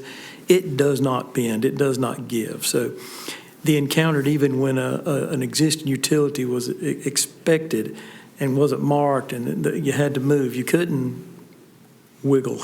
It was bends to move and move back. And if you encountered something, it usually wasn't just one bend. It was at least 2, sometimes 4. So that really added up. When the bends get to be 80 additional over the miles that were put in, those numbers add up. Bends are $12,000 to $15,000 at that size. They're ductile iron. They're not PVC glue-on like you've got in your house. Those are large ductile iron bends. And there were a few other small things. If you travel in and out of Madison, there was a bore under some personal property that I think DOT determined was personal property and could stay where it was, even though it was, in our opinion, in the right-of-way. We honored that and have negotiated that they've bored under that, and we added that to the project. So there's a lot of that and just some minor rerouting things that occurred that got us to that. Right now, we're right at the 10. We're just a little over the 10 and doing the final negotiations that we think is going to remain under 12. We're fairly confident in that because we've measured it and remeasured it. Everything we're doing this is a line item contract, not a lump sum. So this has been measured. It's exactly what was installed. It's not paying for something that's not there. And we're certain of those numbers because we've measured them twice already, quite honestly, and checked the contractor, and we're doing it one more time. We're out double-checking everything to make sure we've got those numbers just right. So we're pretty close on everything that is line work related. The only thing unfinished at this time, kind of a part of the update, is the pump stations going up and down US 220. You can see a lot of disturbance, but you can see those concrete structures are in the ground. Pumps are in. We were worried about pumps and generators, but quite honestly, there are some valves, pretty large valves, but some valves that were back ordered. We are expecting them to come in later this month, and when we get those in and can execute all of the electrical work and then kind of finish up things, we're hoping sometime in March everything is going to be tested and we'll start to see it be capable of being placed in operation if at that time that's what you choose to do. Right now, we're still using the old system and still, knock on wood, got some capacity there. We may talk about capacity a lot more this year. But that's kind of a brief update there. The project has been going good as far as the line work. I think I mentioned to one of the commissioners earlier. It's going through testing. Sounds like a pretty easy thing, but you pressure test that at 150 PSI for 2 hours, make sure it holds and doesn't leak at all, and they're doing that. It takes a lot of water, takes a lot of time and effort to get that going, so they're working on that right now. If you see them up and down the road just looking like they're parked there doing something, they're working on that right now. But we'll... I think on that one, that's most of where we're at. And the only other thing, these things have been verified now, is we'd just like to make sure once Ronnie and I turn them over, that once you've approved this tonight, that county manager has the authority to go ahead and execute this, and we can get this thing close to the final payment. And again, I think, this does come from the budgeted funding earmarked from the state to you and from you to the project. And it's not asking for additional funds. I don't think Ronnie's going to speak to that. And I think that's all I had. I was trying to make sure I didn't leave anything, but any questions? I know Commissioner Hall had a The question. funds already exist. What we're looking to do is increase the contingency from $2,167,000 to $3,255,000. That's an increase of $1,083,500. Yes, sir. You said it was about $1 million. I just wanted to be sure this is what my document says, so, That is correct. okay, very good. Thank you. All right. Any other questions? Yes, sir, Commissioner Barrow. I don't want to bust your chops because you already addressed it at the beginning, but I appreciate you, addressing that we did discuss earlier whether or not we thought we needed to do this. You mentioned it, but in case somebody is watching for the first time and they haven't been keeping up with this saga of what's going on 220, could you just give some perspective on how big this project is? I mean, like in comparison to the work that you normally do, how big is this project that we've been working on? Okay, so this is the largest infrastructure project Rockingham County has undertaken. It started out with a really good bid of over $21 million, and it is executing something that probably, if we bid it tomorrow, would be closer to $30 million with what's gone up since we bid this project. The magnitude, you're thinking about 20-inch force main. That's pretty large force main, capable of moving, the 1.25 million gallons a day capacity you already have, and with a little capacity to exceed that a little bit. It's built into it. And, if you think about that, that's large. That's a large undertaking. There's a small system in place now that, many years ago, at least gave you the option to move out there. But what this is doing is allowing the growth that is occurring, and you're going to see that I think the tax base, if you want to sit down and look at the value that it brings to the table, there are thousands of homes that will be capable of being served with sewer because of this, and probably some small commercial that'll come with that. But the magnitude of the project is the largest infrastructure project we've done here. Thank you, Bill. And the source of this money? The source of this money is, I say it's earmarked, it's through OSBM, the Office of State Budget and Management, as allocated by our legislators to the county. Yes, sir. And so it was not local tax dollar. You've got your finger up? Yes, sir. I will add to that a little, some portion of that, and finance might want to correct me here, was your local ARPA dollars. I don't remember what percentage, a small percentage of it was that. Ad valorem taxes. None of that whatsoever. The vast majority, if not all, was basically in the state budget through our state representatives. Absolutely, yes. One more question. Yes, sir, Commissioner Richardson. Yeah, well, I stand ready to support your request. This is just general knowledge, and again, for the public as well as me. Can you compare the service life of ductile iron to the PVC?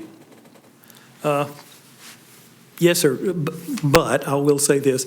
Most of those, if we were doing these asset inventory assessments, which we just happen to be doing for you right now, we're going to put the life of probably both of those around 75 years right now. The PVC has come a long way, and it's being tested over the years. When I got in this business, it was kind of new. So we're seeing a lot more about that. So they're both very resilient. In sewer, if ductile iron isn't installed properly, it can be a problem. We do have some ductile iron in this. PVC does not corrode under the gases and stuff that are in sewer, which gives it a little bit more longevity. But in the ductile iron that we've installed in this, it's all interior coated with a coating that is made to combat the sewer gases. So they both should have a 75-year life, which we hope we see that it makes that, and that at that time we may have another one beside it because we needed more capacity in 75 years. So. Yeah, how do you generate 150 PSI pressure if you're missing the pump? Well, they would do it without the pumps anyway. But what you do in any water line or sewer line, force main, if it's a pressurized utility line of any kind, we require a minimum of 150 PSI or so much over the working pressure. In this case, what they do is they will isolate a section of the line with plugs or valves, and they will make a tap somewhere along it, and they will use a pump to pump water into it if they can't get it into it through a hydrant locally or something like that. And they'll use the pump to continue pumping to get it up to the 150 PSI and watch it for 2 hours with our inspectors and folks on site, making sure that it does not drop. Thank you, Mr. Chair. Yes, sir. Do we have a motion to approve? Motion to approve. Motion by Commissioner Richardson, second by Commissioner Kellum. All in favor, let it be known by the sound of aye. Aye. Any opposed? Next item, I believe, is for construction of a new lift station, Fishing Creek. Is that right? One question. Yes, sir. The previous one, I mentioned allow the county manager to execute up to it's about 10.5% now, and the current change order on the table, that's in the motion? That was part of the motion, is that correct? Yes, sir. Okay, sorry. Yes, sir. You'll No, do sir. that. Yeah, sure, I'll get you back up here. Unless, did you need anything else as far as That's in all the I need. minutes? I believe that takes As long care as I'll of it. include it in the minutes. Yes. Okay. Yes, sir. All right. On the lift station. The second one is for construction of a new lift station at Fishing Creek, and this is to move the old existing station out of the floodplain there. The funding for this project is from Division of Water Infrastructure funds, and we're asking for approval of ELJ Incorporated as the contractor. Contract amount is $1,093,860, and a 10% contingency for a total amount of $1,203,246. We're also asking for approval for the county manager to approve change orders up to $50,000 without board approval. And also there is a resolution in supply to you to approve the construction project. If you approve it, if you could sign that as well. Do we have questions on item 2 under E? If we don't have any questions, then do we have a motion to approve? So moved. Motion by Commissioner Hall, second by Second. Commissioner Barrow. All in favor, let it be known by the sound of aye. Aye. Any opposed? Thank you. Thank you, gentlemen. Thank you. Next is our county manager, Lance Metzler, and he's going to address the pay plan and some updates to the salary pay plan.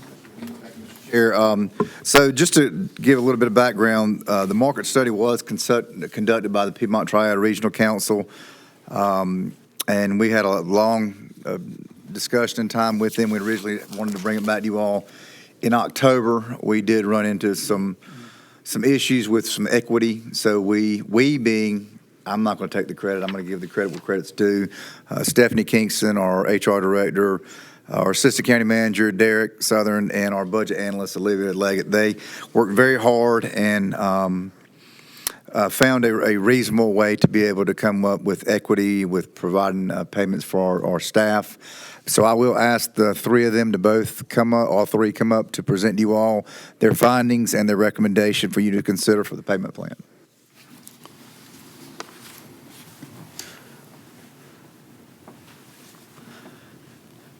Good evening. Who's going to? Okay. Yes, ma'am. Good evening.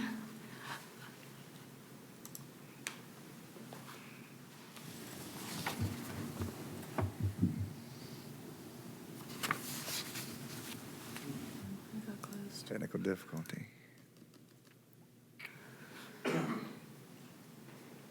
This one?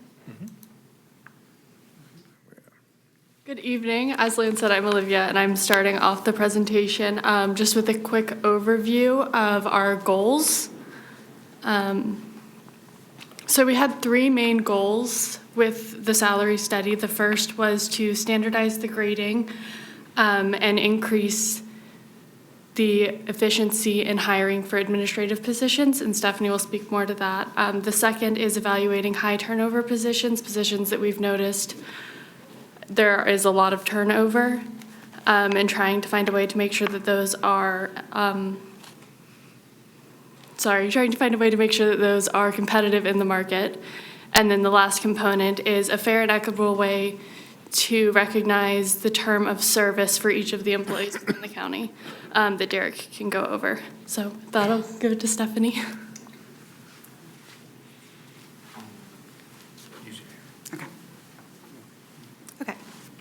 So as she mentioned, one of the first things that we studied with this particular pay study is our administrative positions. There are probably 25-plus administrative positions throughout the county, and what we wanted to do is try to streamline the responsibilities of those employees and to properly classify positions who are currently named an administrative assistant to the specific program that their job works in. And for example, we have administrative assistants 1, 2s, and 3s, and we've had those positions classified that way since back in 2016 with a previous pay study. And at that time, it was decided to lump these clerical type positions into one of those 3. Over the years, with recruitment challenges and changes in the processes that each department has, it has been decided with PTRC and among us and the department heads that there are many positions that aren't truly an administrative assistant at all. They should not fall into a clerical type position.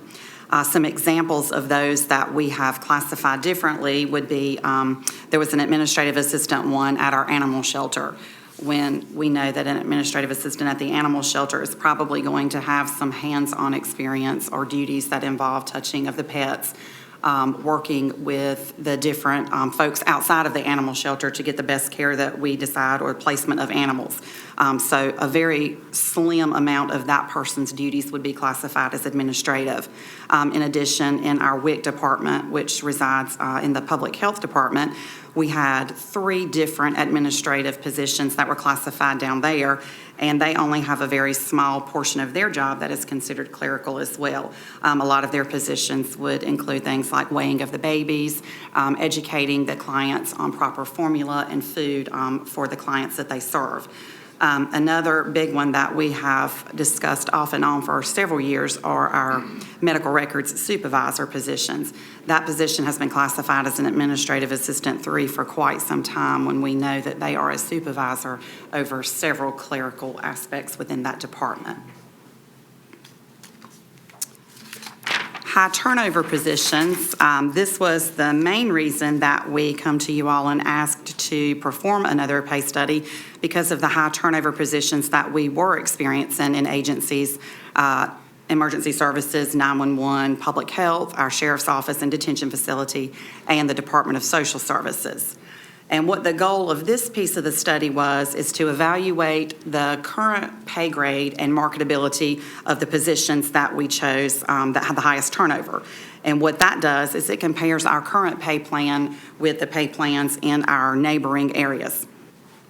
The results from PTRC doing this study does show that we are competitive and that we are more competitive in the current market than we actually thought we were. The results of our study this time, to be honest, are dramatically different from the big study that was completed in 2022. There are suggestions that have been recommended to us for many of the positions studied to move them 1 or 2 pay grades. Each pay grade move comes with a 5% increase.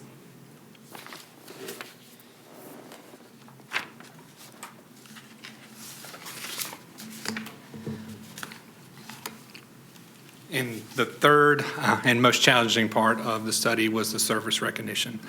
From our past studies, we got a lot of feedback where we found problems that were created the way we implemented it. We had concerns about an employee that had been working here for 20-some years and did not receive their credit for their years of service. So that was the one component that we looked at heavily and tried to determine the best way that we could implement it. We worked with all the departments involved in this pay study.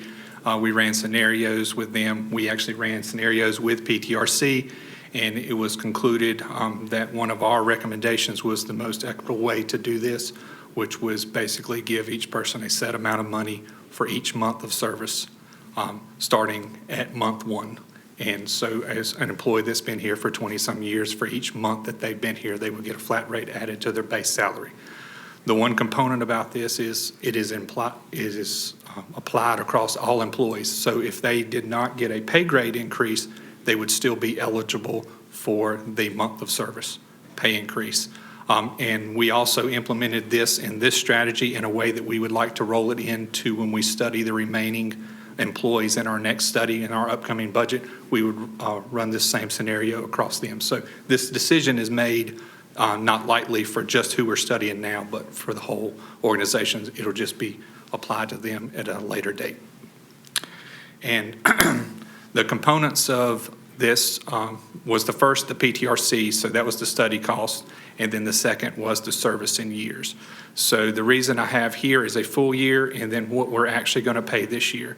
So for what we're asking for this year is roughly $477,000 to implement. These numbers that we calculated were based upon December 31st of 2024. It would, if approved, it would, the changes would take place on the January 11th pay cycle. So at the end of the month, these employees affected would get their new pay rate. So you understand the full year cost. So in our next year budget, the full year cost for this would be $954,000 when it's fully implemented and we are fully staffed. There is vacant positions and things like that included in this. This is full implementation of it. And just so you are aware, we did have the money in the budget this year. We're not asking for any new money here. We're just asking for approval for this to reallocate those funds that's already in the budget. And any money that is not used in this will go back into the general fund this upcoming year. Derek, can also include that if there's any discrepancies, the county manager has the authority to work through Correct. those. And we would, and those changes would come through a budget amendment like they normally do. Commissioner Barrow.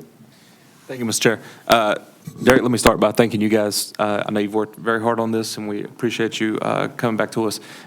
Just for sake of clarity, because I heard the term equitability mentioned a couple times, I think that's what we previously have called dealing with the issue of compression, where we'd have pay increase where we hire new people, but people that have been on staff with us for a long time, their pay didn't match up, and it was causing compression with the pay in between. Is that correct? That is correct. And in this way, if we broke it apart and said you worked here from 1 to 3 years and you got this amount, and then 3 to 5, well, the person at the end of that is getting the same pay increase as somebody. So when we're doing it this way, it gives you on a monthly basis, so it tries to do away with that compression that was created in the past. Is it perfect? No. We ran every scenario we could think of trying to do something to address the concerns that was brought before. Very good. And as you just to reiterate what you just said, we are currently budgeted for this, so that shouldn't be an issue. No, sir. It is budgeted. Thank you very much. Thank you, Mr. Chair. Other questions?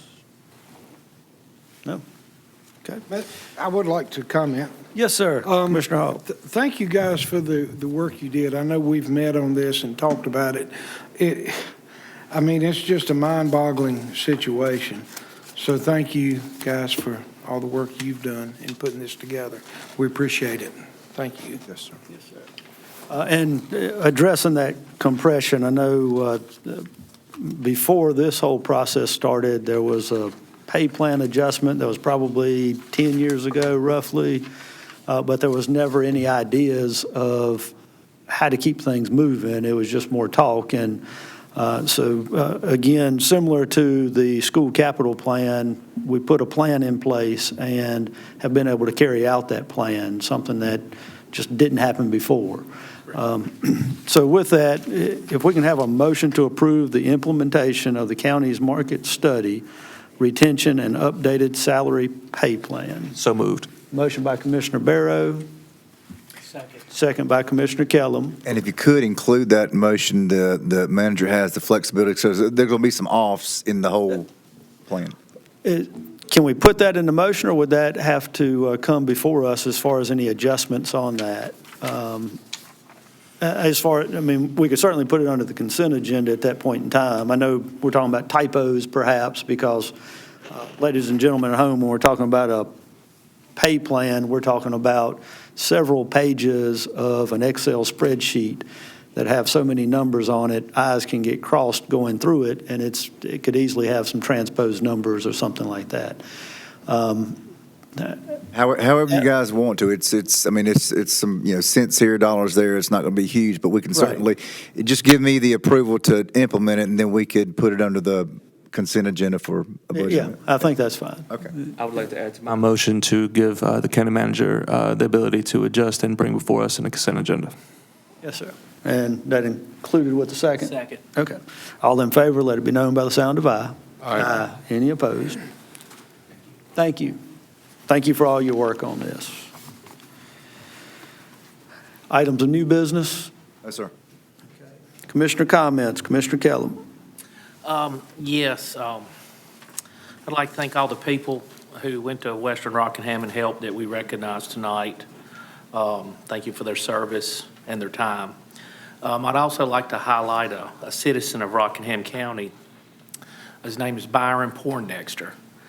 He went into a local talent show several months back and won, and he was given the right to come to the Apollo Theater to showcase his talent and to sing.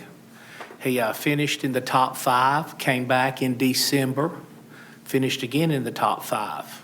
And if you're not aware of the Apollo Theater, most people come there to boo you off stage. And it is a very, very tough place to go, and there has been a lot of great people to come through there. So for him to be local and to make it there twice, I just wanted to reach out and highlight him. I think that was a great accomplishment from somebody from our county. Thank you, Mr. Chair. Thank you. Commissioner Hall. Thank you, Mr. Chairman. Again, I know I've touted this several times, but I want to bring it up again. We've highlighted planning, how important planning is, and with the school board in conjunction, this plan that we developed in conjunction with them and with staff is important. Tonight, we were able to take some items to go from debt funding. We took $350,000 from debt funding to pay it out of cash. We also were able to take $90,000 in available funds due to other savings and pay for that. Also, we were able to take another project, a $200,000 project, and advance it a couple of years because of these savings. And again, that's the importance of planning, looking ahead, and evaluating things rather than just letting them happen. So we appreciate the diligence that the school board and school administration, as well as our staff, has put into developing this, because it highlights how important it is, and this is real dollars that our local taxpayers have to pay. So we appreciate that savings, and thank you, folks. Mr. Chair. Thank you. Commissioner Richardson. Thank you, Mr. Chair. My appreciation, our appreciation to all the attendees at tonight's meeting, and certainly to the staff. It was fairly lengthy, and there's a lot of work behind the scenes on that, and I certainly appreciate it. A couple cautions. Deer season is over. However, they're out there on the roads, and particularly tonight with as much fog as we have, I would encourage caution for slick highways. And I am told that severe weather is coming Saturday in the form of frozen precipitation, so please be careful. I felt it necessary personally to, having recently been reelected, to let the public know that of my priorities. Plans are no good without priorities, as you've heard. And these are very general in nature, and of course they require the efforts of all the commissioners. No one commissioner can do anything. However, in the future, my first priority would be to lower taxes when we get a chance. Nearly 1 in 4 Rockingham County residents is above the age of 65, which probably means fixed income. And so I think it's appropriate that we try to protect their financial status as best we can. I'd also like to see a further wage increase for our employees, and that means all the employees in the county, including teachers and staff at the school.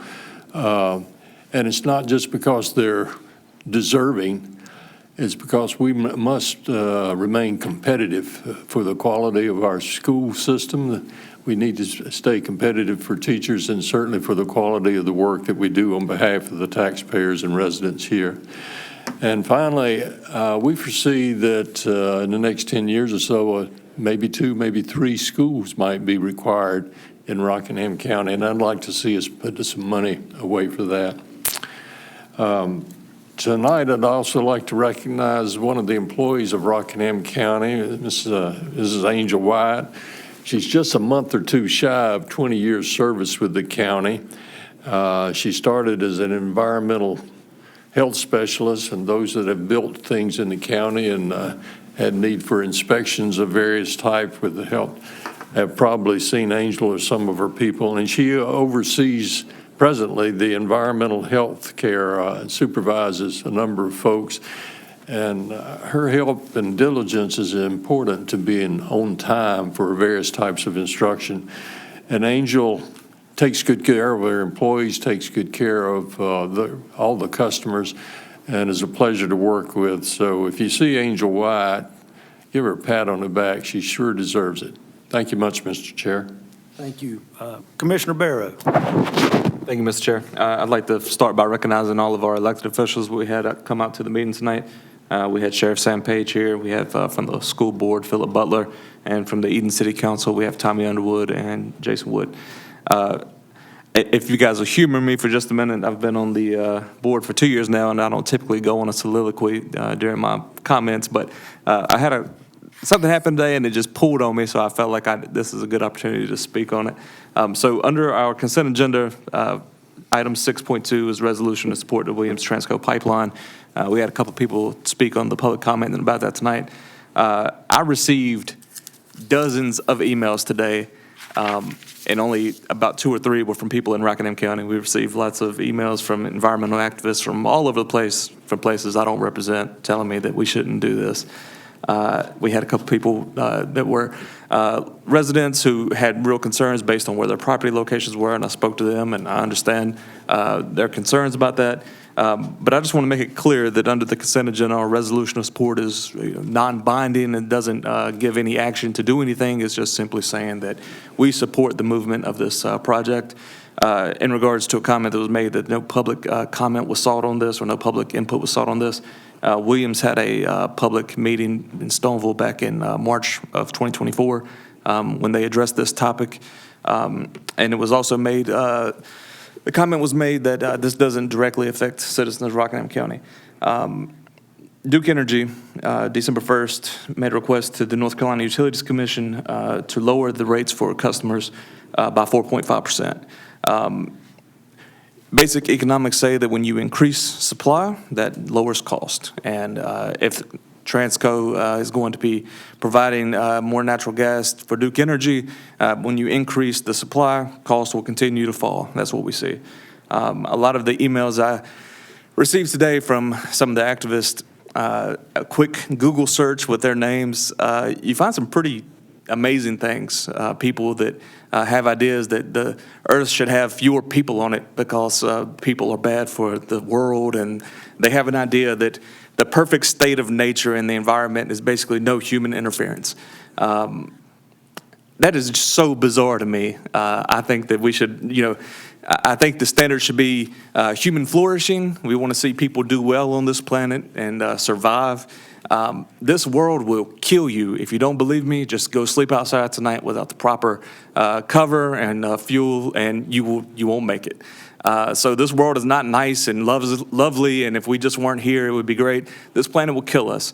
Luckily, through technology and through cheap fuel, we've been able to survive, and we will continue to be able to survive natural disasters as they come. The reason this struck me so hard is somebody who was raised in poverty and had parents who had addiction issues.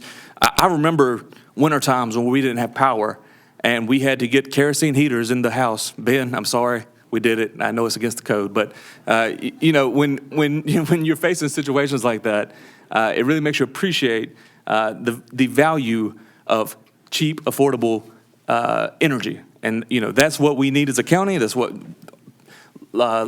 working class families need. That's what low income family needs are cheap energy for us to survive and to thrive.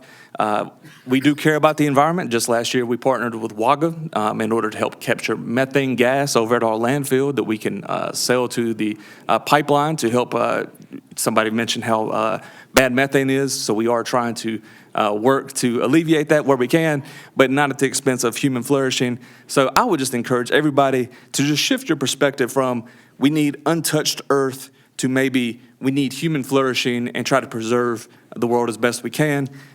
America is one of the best countries in the world for protecting our environment. Countries that have problems with high carbon emissions are the poorest ones, where they're burning animal dung indoors to heat their homes. So, just perspective is important. Efficient and cheap fuel is important for our survival and for our thriving as a community. So I'm done. Thank you very much. Certainly a tough act to follow there. But thank you for your insight there. Our next meeting is January the 21st, which is on a Tuesday, so it's the day after Martin Luther King Day. And tomorrow, the county is operating on a 2-hour delay. And I do believe we have a closed session scheduled tonight, and that'd be pursuant to NCGS